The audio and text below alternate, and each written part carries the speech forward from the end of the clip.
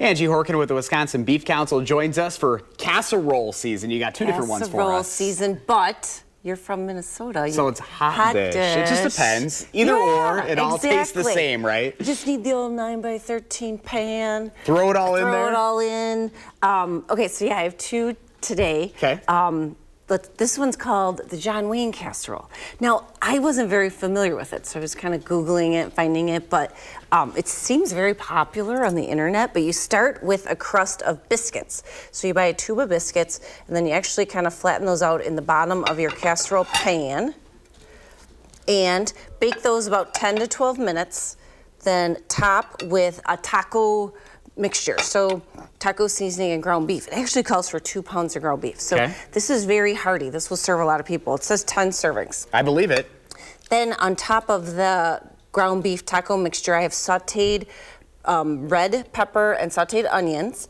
And then there's a layer of tomato. It's kind of different, but you have to try it. I will. A layer of sliced fresh tomato, and then sour cream and mayo mixed together with a little raw onion in there. And then cheese, a lot of great shredded cheddar. It calls for some sliced jalapenos, so I did sprinkle a little bit of those in there. So yeah, a lot going on, but boy, it smells. Oh, it smells just delicious. Divine, and 10 servings, so this will feed a lot of people. Perfect. This will make 2 to 3 meals We got for about sure. 45 seconds. Okay, this one. This is called our spicy Mexican beef bake. So you can take that one. Try that one while I'm doing this. So this is layered. So I've got corn tortillas.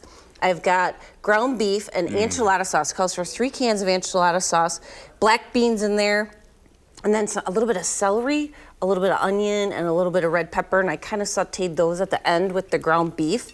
And then some shredded cheese on top and in the layers. There's about 3 layers. So really a lot of staple ingredients. There's a little bit of cumin in there too. Nothing crazy, kind of everything you have in your pantry. Simple. And 1.5 pounds of ground beef. So spicy Mexican beef bake. They of course both bake in the oven. 375, 400 or something like that. This one takes an hour covered. Here's Blaze's I was like, plate. Blaze is coming on over.